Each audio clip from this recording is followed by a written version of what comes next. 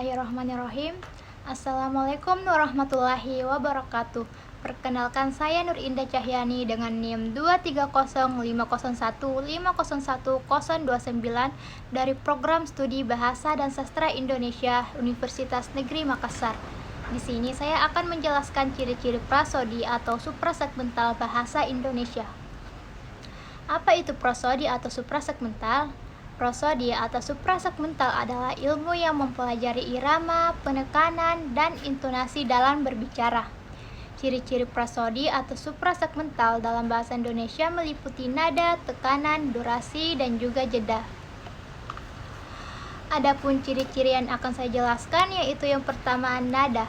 Nada merupakan tinggi rendahnya suara yang dihasilkan ketika bunyi-bunyi segmental itu diucapkan. Hal ini disebabkan oleh adanya faktor ketegangan pita suara, arus udara, dan posisi suara ketika bunyi itu diucapkan. Makin tegan pita suara yang disebabkan oleh kenaikan arus udara dari paru-paru, makin tinggi pula nada bunyi tersebut. Pada tataran kata, terdapat intonasi yang disebut tona, di mana do, nada rendah, re, nada biasa, mi, nada tinggi, dan fa, nada paling tinggi. Pada tataran kalimat, variasi-variasi nada pembeda maksud disebut intonasi. Adapun intonasi datar turun terdapat pada kalimat berita atau deklaratif. Yang kedua, intonasi datar naik terdapat dalam kalimat tanya, dan intonasi datar tinggi terdapat pada kalimat perintah. Yang kedua, ada tekanan. Tekanan berfungsi untuk membedakan kata-kata yang memiliki makna yang berbeda, seperti membedakan makna pada tataran kata dan makna pada tataran kalimat. Pada tataran kata, tekanan selalu bersifat silabis, yaitu tekanan selalu diarahkan pada suku kata, dan pada tataran kalimat, tekanan bisa bersifat fleksis, yaitu tekanan yang diarahkan pada kata tertentu yang ingin ditonjolkan. Contoh kalimat menggunakan tekanan yang berbeda yaitu anak itu memukul adikku. Anak itu memukul adikku. Anak itu memukul adikku. Anak itu memukul adikku. Yang ketiga, ada durasi. Durasi dalam prosodi atau suprasegmental merujuk pada lamanya waktu yang dibutuhkan untuk mengucapkan sebuah suara atau kata.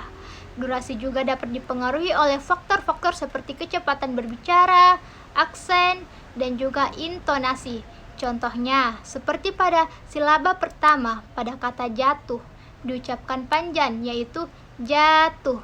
Bermakna sama ketika kata itu diucapkan panjang pada silaba kedua, yaitu jatuh, atau diucapkan panjang pada kedua silabanya, jatuh. Dalam tataran kalimat, ucapan panjang pada silaba terakhir bermaksud mencari perhatian atau penyengatan. Misalnya, dalam kalimat awas jatuh, diucapkan awas jatuh. Yang terakhir, ada jeda.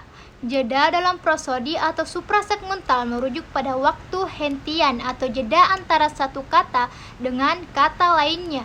Jeda biasanya dilambangkan dengan tanda titik, koma, atau titik, koma. Seperti kalimat dalam bahasa Indonesia yaitu dia sedang makan nasi, kemudian minum air. Memiliki jeda yang membedakan antara tindakan makan dan minum. Dalam artian lain, jeda yaitu pemutusan arus bunyi-bunyi segmental ketika diujarkan oleh penutur. Akibatnya, terjadi kesenyapan di antara bunyi-bunyi yang terputus itu. Posisi itu bisa terjadi di posisi awal, tengah, dan juga akhir. Yaitu pada kesenyapan awal terjadi ketika bunyi itu akan diujarkan. Misalnya, ketika akan mengujarkan kalimat ini buku, terjadi kesenyapan yang terbatas sebelumnya. Tengah, kesenyapan tengah terjadi antara ucapan kata dalam kalimat. Misalnya antara ucapan kata ini dan buku. Pada kata ini buku, suku kata i dan ni pada kata ini walaupun kesenyapannya itu sangat singkat. Kesenyapan akhir terjadi pada akhir ujaran, misalnya ujaran akhir kalimat ini buku terjadi kesenyapan yang tak terbatas sesudahnya. Demikian yang dapat saya jelaskan dari ciri-ciri prasodi atau suprasegmental bahasa Indonesia. Kurang lebihnya mohon dimaafkan. Wassalamualaikum warahmatullahi wabarakatuh.